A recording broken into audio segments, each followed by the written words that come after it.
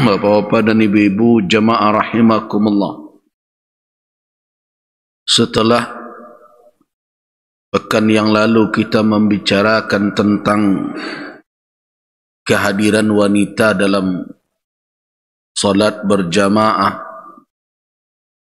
di masjid atau di rumah Allah Subhanahu wa taala, dan bahkan kita juga lebih jauh membicarakan tentang kehadiran mereka di dalam solat qiyam Ramadan. Benar bahwa ada riwayat dari Nabi sallallahu alaihi wasallam tempat solat wanita itu di rumahnya afdal. Tetapi bukan berarti kita mengeluarkan fatwa seperti menghalangi mereka untuk hadir di rumah-rumah Allah Subhanahu wa taala. Karena hadis tersebut hanya menjangkau perkara salat. Dan tentu ada hal-hal lain yang menjadi tujuan dari wanita untuk hadir ke rumah Allah. Di antaranya adalah bermajlis ilmu atau mengaji, mendengarkan tausiah dan maksud-maksud lainnya. Itulah makanya Nabi sallallahu alaihi wasallam melarang laki-laki yang di bawah tanggungjawabnya ada wanita. Allah Subhanahu wa taala melalui lidah Rasulnya di dalam hadis Nabi kita temukan larangan dari Rasulullah terhadap para laki-laki yang bertanggungjawab atas wanita. Larangan apa? Larangan mencegah wanita untuk hadir ke rumah Allah. La tamna'u ima Allahi an masajidillah. Jangan kamu halangi wanita-wanita hamba Allah dari masjid-masjid Allah. Dan kita juga sudah jelaskan riwayat yang banyak sahih yang menunjukkan bahwa wanita para sahabat juga hadir di masjid Nabi, beribadah bersama Nabi sallallahu alaihi wasallam. Sebagaimana yang diriwayatkan oleh Ummul Mukminin Aisyah radhiyallahu anha, bagaimana mereka hadir dalam salat Isya dan salat subuh.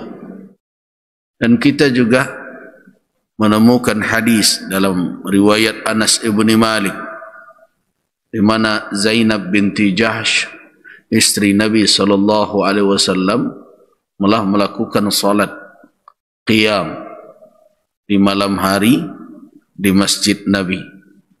Kita juga menemukan Nabi sallallahu alaihi wasallam menyingkatkan bacaan karena mendengarkan tangisan bayi, dan Nabi khawatir ibunya sedang berjamaah dengan beliau.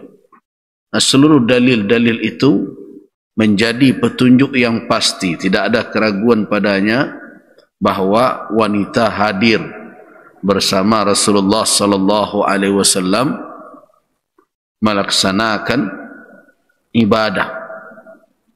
Bahkan para wanita juga ikut memakmurkan masjid, ikut menjaga dan meningkatkan kualitas ibadah yang ada di dalamnya.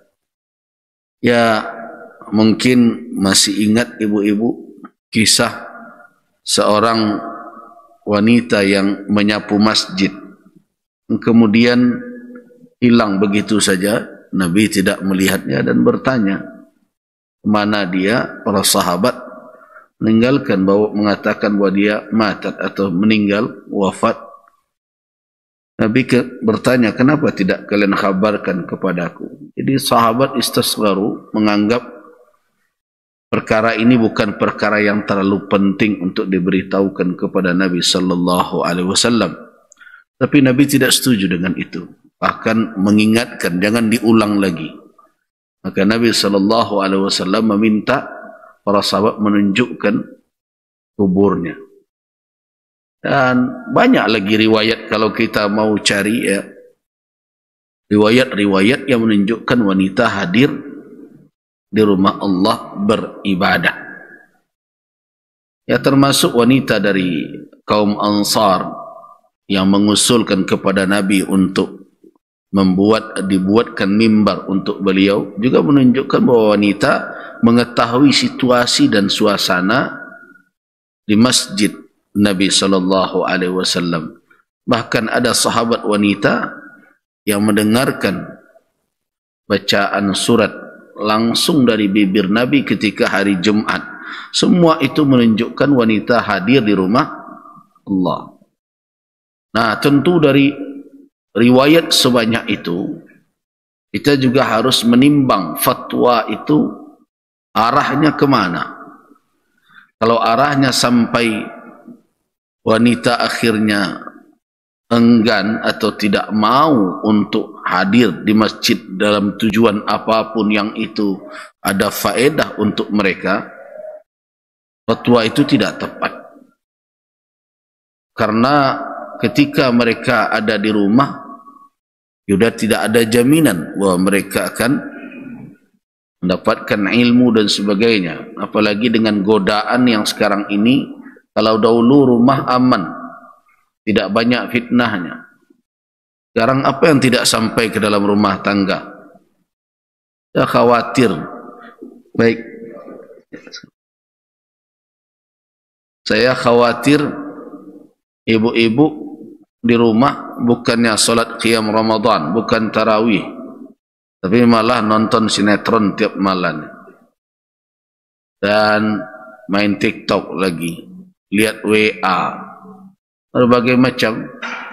Sedangkan kita tahu bahwa ilmu bagi wanita ini sangat penting. Kenapa? Karena mereka lah yang disiapkan untuk menjadi guru pertama dari anak-anak. Jadi karena itu wawasan keislaman para wanita harus terus ditingkatkan. Dan tidak bisa dipungkiri, salah satu tempat, bahkan itu peran utama dari rumah Allah adalah untuk bermajlis ilmu. Jadi karena itu saya juga tidak setuju fatwa berlebihan dalam menyampaikan bahwa wanita tidak perlu. Ya perlu. Mengapa tidak perlu? Sampaikan saja bahwa rumah mereka afdal. Kalau ada beberapa kepentingan yang memang mereka dimestikan hadir di rumah dalam kondisi-kondisi tertentu, ya tidak ada salahnya mereka mengutamakan rumah. Jangan tinggalkan rumah afdal. Tapi kalau ada situasi dan kondisi tertentu yang tidak hanya sekedar salat, maka tentu kehadiran wanita di rumah Allah baik adanya daripada mereka kemana-mana. Tapi yang anehnya, kalau kita hanya mengatakan wanita sebaiknya di rumah salat, bagaimana kalau mereka keluar ke pasar malah berjualan dari pagi sampai sore? Bagaimana itu? Afdal atau tidak afdal? Yang tiap sebelum maghrib keliling mencari pembukuan itu, afdal atau tidak afdal? Kadang fatwa itu seolah-olah menyendiri dia. Padahal ketika kita menyampaikan fatwa, banyak hal yang mesti kita gali terlebih dahulu. Bukan hanya perkara nususnya satu nas saja, ada nas yang lain. Kemudian ada juga maqasid dari fatwa. Karena itu ijtihad tidak hanya dalam bentuk ijtihad juz'i. Karena juz'un, bagian dari satu segmen kehidupan itu, menjadi bahagian dari yang lain, yang saling kait berkait. Jadi saya kalau ditanya orang bagaimana wanita hukumnya hadir ke rumah Allah, yang pertama, hadir untuk apa? Kalau sebatas untuk salat saja, ya sudah, rumah mereka afdal dengan catatan salat. Tapi kalau di rumah tidak akan salat pula, datanglah ke masjid, tapi dengan syarat. Yang pertama, jalan aman. Yang kedua, jangan nyimpang kiri kanan. Yang ketiga, pakai adab seorang wanita muslimah keluar rumah. Kemudian, sesampai di masjid, jaga dari hal-hal yang tidak bersesuaian dengan syariat. Kemudian, tambah dengan bermajlis ilmu, dengarkan tausiah, tambah wawasan keislaman, karena itu berguna untuk kehidupan. Nah, kalau itu yang dilakukan oleh wanita dalam kondisi mereka tidak terancam dalam perjalanan, suasana aman, bagaimana kita katakan di rumah sajalah? Nah, itu kira-kira kajian kita pada pertemuan yang lalu. Kemudian sekarang kita mengkaji lagi kelanjutan fiqih ibadah kita adalah al-adadul ladzi tan'aqidu bihil jama'atu. Berapa jumlah jamaah yang ikut salat? Orang yang ikut salat baru dikatakan mereka sah melakukan salat berjamaah. Ini mungkin sudah menjadi pengetahuan umum bahwa salat berjamaah itu minimal dilakukan oleh 2 orang.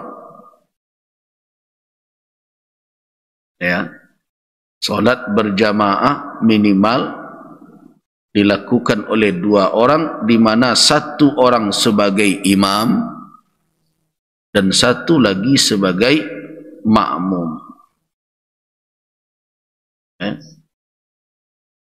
Itu kadar minimal. Namun apabila jumlah mereka bertambah banyak, tentu itu lebih dicintai oleh Allah Subhanahu wa ta'ala. Jadi semakin banyak jumlah jamaah yang melakukan salat berjamaah, itu lebih dicintai Allah. Dari mana kita tahu bahwa jumlah itu menentukan kualitas dari jamaah itu sehingga Allah lebih mencintai? Jadi ternyata antara kuantitas dengan kualitas itu ada hubungannya. Semakin meningkat jumlah orang yang melakukan salat berjamaah, maka lebih dicintai oleh Allah Subhanahu wa ta'ala. Sebagaimana yang diriwayatkan oleh Al-Imam Al-Hakim dalam kitab Al-Mustadrak, Rasulullah sallallahu alaihi wasallam bersabda, salatul rajuli ma'ar rajul azka min salatihi wahdi.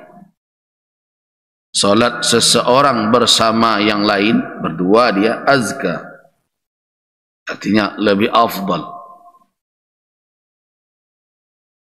lebih baik, lebih dipandang bernilai tinggi dibandingkan dia salat sendiri.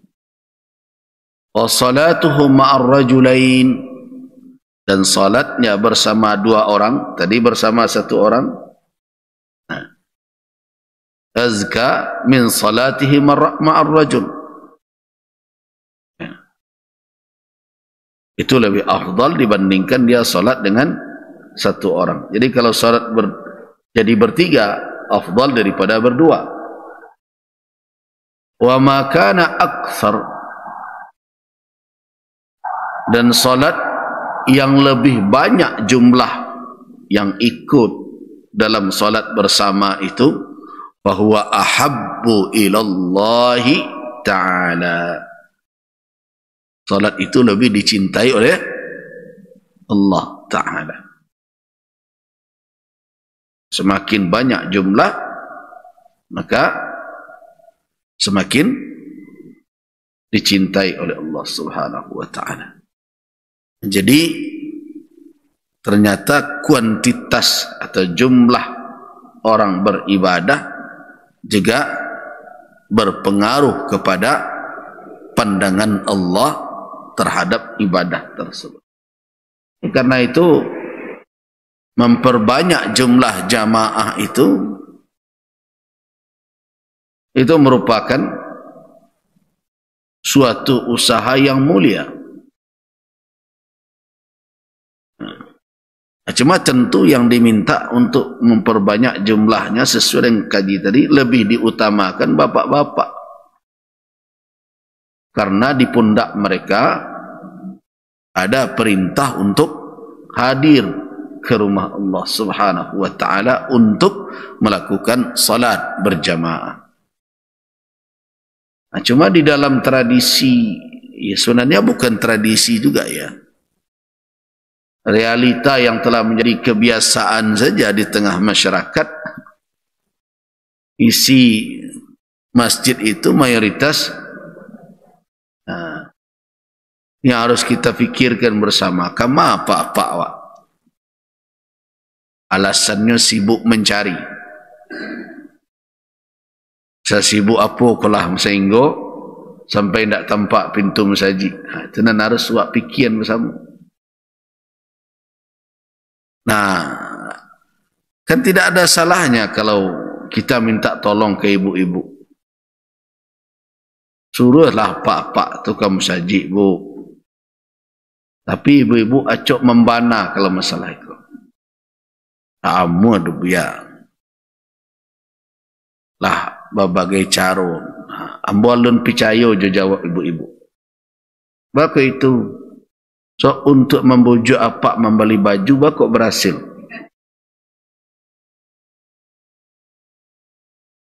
Bahamang kau membujuk kamu saji gagal. Itu tu jadi tanda tanya besar gitu ya.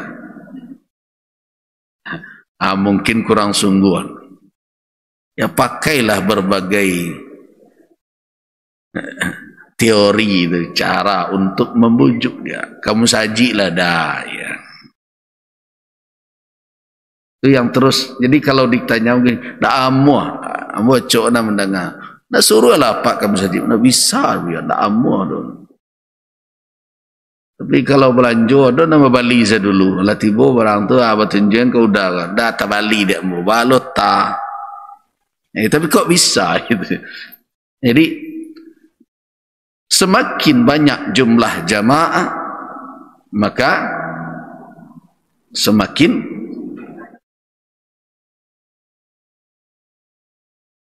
jadi kadar minimal berjamaah itu adalah berdua. Jumlahnya tidak terbatas banyaknya, bahkan semakin banyak jumlah yang ikut berjamaah, maka semakin dicintai oleh Allah Subhanahu wa Ta'ala.